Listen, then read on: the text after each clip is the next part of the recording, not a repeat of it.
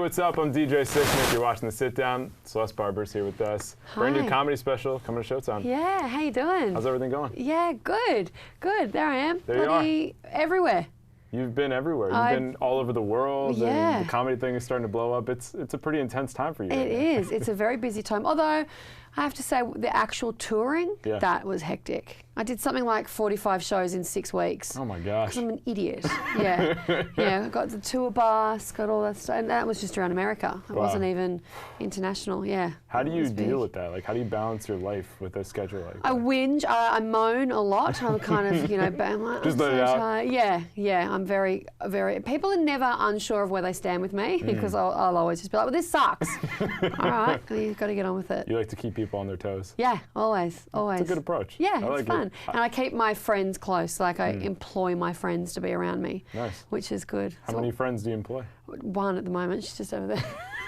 I can't afford anyone else. Oh, my husband, he's on a wage. There you go. So there, yeah. You got your crew. Yeah, done. That's all you need. And entourage is set. Yeah. What has it been like for them to see you kind of blow up the last few years? They're pumped for me because I've been working forever. Yeah, it's been a long journey for you. What do I say? Overnight sensation, 20 years in the making. Been working forever, and now it's starting to but definitely blow up for me. They're like, yes, finally. Like, finally, it's about time, right? Yeah, absolutely. It feels good. What were those early days like when you're just becoming a comic, trying this thing out? What did that look like? Well, I'm predominantly an actor before I kind of got into comedy. So I was working on TV shows and stuff in Australia. But I always had like a side hustle, I worked in my mum's homeware store as well while I was trying to get other jobs and everything. It was only a few years ago that I started doing stand-up. And I was always told to do it. And I was like, I don't really... You weren't feeling it? No, because I didn't really understand I think what I do might be more kind of like a one-woman show.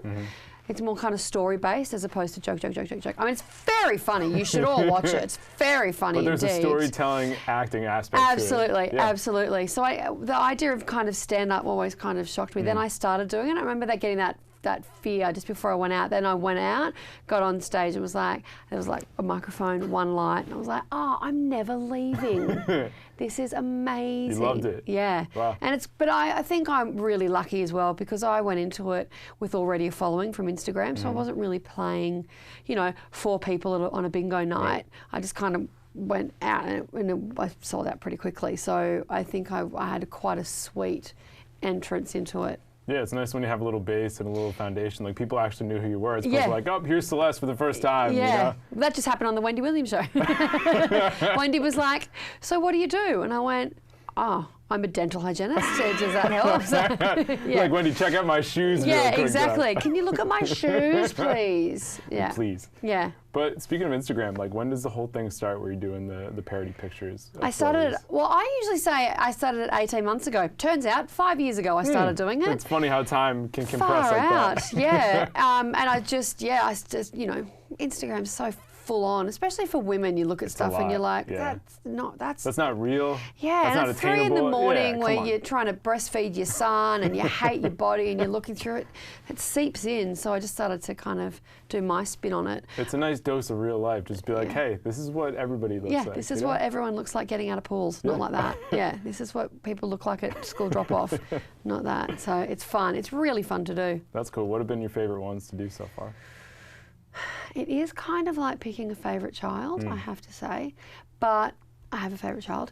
So I like the dancing ones. And people seem to like those a lot as well, the ones where I dance. Oh, and also there's one with Kate Upton where she gets out of a pool and then I do it. I always find that quite fun. It's one of the first ones I did, but I still repost it for my own giggling. For your own enjoyment? Yeah. How many tries does it take to pull it off usually? Not many. No. And that's kind of, I try to, and when I do it, if it's not funny, I'll try and get it again. So the way I approach photos on Instagram is very different to the way other people approach them. People take a lot of time with those. To look as good as they can. But like sometimes when I do it with my husband, he'll take the photo, and I have said to him before, I'm like, babe, I don't want to look too good in this. And he's like, you're fine. I've got you. Like, you're good. You're like, you don't. It's okay. I'm like, thanks. So it's kind of a flip goal to how the other people approach them. I like that approach. Yeah, it's good. So why don't we talk about the special here? What was it like putting this thing together? How long did it take to nail everything, and what was most difficult? Well, I've been on the road with this show for on and off, I think about 18 months in Australia, then here, then the UK and Europe. And so it's evolved quite a lot into what the special is now.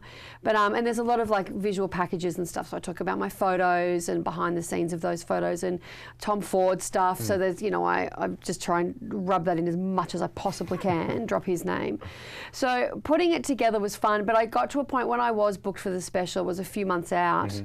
And I really just drove to that special then. I was like, I just want it to be really schmick and excellent. I remember doing it in LA before, a week or so before the taping here in New York. And I remember my friend, Belinda King, she's actually one of my writing partners. She just said, you've got a special. You've got it. It's here now. Wow. Yeah. She also then said to me a few weeks later, you're going to be nominated for an Emmy. Not for this. Just for something but else? maybe one day. I was like, okay, thanks, mate. You're like, I'll just put that in the back of my mind. She's like, you're going to be nominated for an Emmy, not for this special, but for something else. Something down the road. I've lost her number, so that's good. Yeah, but it was fun to do. It was really fun to do. That's awesome. Do you miss doing the acting thing as frequently? I do. Yeah. I do miss acting. I love acting. It's my first kind of love, but I'm pretty into people screaming my name on stage. I'm not going to lie to you, yeah. And like I say, it's more of a one-woman show with the storytelling stuff. So I feel like I do act in it and all that. So. Yeah. So it's good. And you mentioned the fact that it's interactive. I feel like comedians today are really incorporating, whether it's social media, like definitely, you know, all that different stuff. Like, who are some of the influences in sort of crafting your style that way? Well, I remember watching Chelsea Handler's special a few years back. I can't remember the name of it. Great, Celeste. Ellen also did one. But I was always going to do this because I've always wanted to get off Instagram, for want of a better phrase. I've wanted to kind of marry the two. So I knew in doing that on stage, I knew I'd be fine. I know my craft, I know what I'm doing. But I wanted for people to be like, who is that chick again? I wanted to show those photos, and that helps. It's really, like, people in my audience who don't know who I am, I put up a photo and they're like, you're that chick. So I wanted to kind of do it that way. So no one inspired me. I'm original. No, I'm joking. There you go. Wouldn't it be nice if Chelsea it was like, who? no one's ever done it before? Yeah, I'm reinventing the wheel. As a woman in comedy, I should start with that. Oh yeah, that's that's fun. Yeah, definitely a fun one. Yeah. So you mentioned the fact Australia, the UK, America, like all different types of audiences. Like I heard in the UK, like they don't really clap for you, like they don't really stand up. Like what's the deal with like getting your style to work in all different areas of the world? Well, in Europe they do. I had people standing up and clapping along to some of it, and I was like, this is amazing. I should have taken my special over there because they were mad for it. They were all about it. Yeah, but UK audiences are similar to Australian audiences, which are also similar to New Yorkers. You got to earn it. You got to really impress them. Yeah, and I'm fine with that. Yeah, I'm fine to be like, all right, sit down, bitch, and watch. Like I quite like working for it. Yeah. But in other parts of America, they're just. I think there's a real celebrity culture thing as well, where I feel like I kind of come out on stage in the first few minutes, I'm like, everyone just needs to chill out, I just got to talk to you, I've got some shit to say. Right. I'm just a regular person here. Yeah. But again, social media is great for that, for me, 'cause with my accent and everything, there's no buffer time.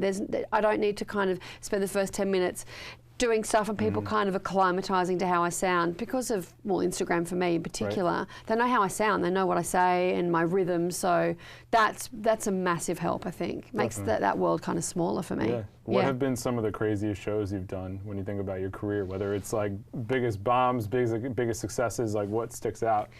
I had to cut a few jokes that would only fly in Australia, which broke my heart because they were some of my favourite jokes. But to be completely honest with you, the most full-on show I've ever done was when I was in LA and an earthquake happened. Oh my gosh. Standing on stage. I know you're asking about jokes and stuff, but that's what comes to mind. I was standing on stage and the whole freaking plate, like people's glasses were falling off the tables and... Did you just bail? Like, what'd you do? No, I'm a hero. I stayed on stage. Well, I actually screamed and fell onto the floor and I was like, what am I supposed to do? So I stayed really chill. and then my husband came running on stage. Wow. Because there were massive pillars that were like swaying. It was crazy. That must have been scary. Yeah, but then the next 15 minutes of the show, because most of my audience are drunk mums, right? So they're just texting nannies and going, is everyone... Are the kids okay? Yeah, so for 15 minutes I'm on stage going, you guys just let me know when you're good and I'll keep going. I'm just kind of going to hang out up here. But no, and the venue said to me later, thanks for not bailing, because it has happened before and the comic ran. Wow. And it freaks everyone out. Yeah, you have to set the tone. Yeah, exactly. They look to me to go what to do, and I'm like, well, I just soiled myself, so I don't know what you guys are doing down there. But let's move on, I guess. I'll start now talking about my birth story. Yay. What's a perfect transition from earthquake to birth story? I don't really know. All of it's a nightmare. It's all your worst nightmare. There's the transition. There you go. You got to be quick on your feet. Yeah, You never know what's going to happen. Absolutely, yeah. So when people check this out on Friday, what are some big things you want them to take home with them, think about? Well, just to have a laugh.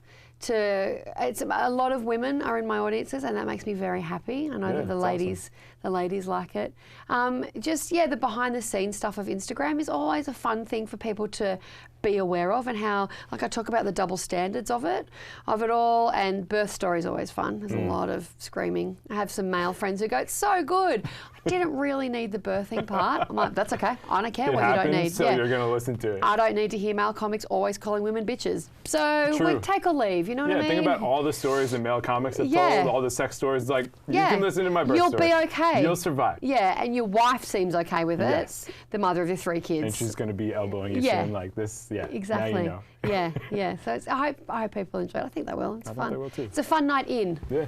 Thanks Celeste, so much. Really nice to meet you. Friday is a big day, 9 o'clock p.m., right? Sure. I don't know. All right, cool. November 1st, Celeste Barber, challenge accepted. Done. For Celeste, I'm DJ. See you next time. You're on The Sit Down.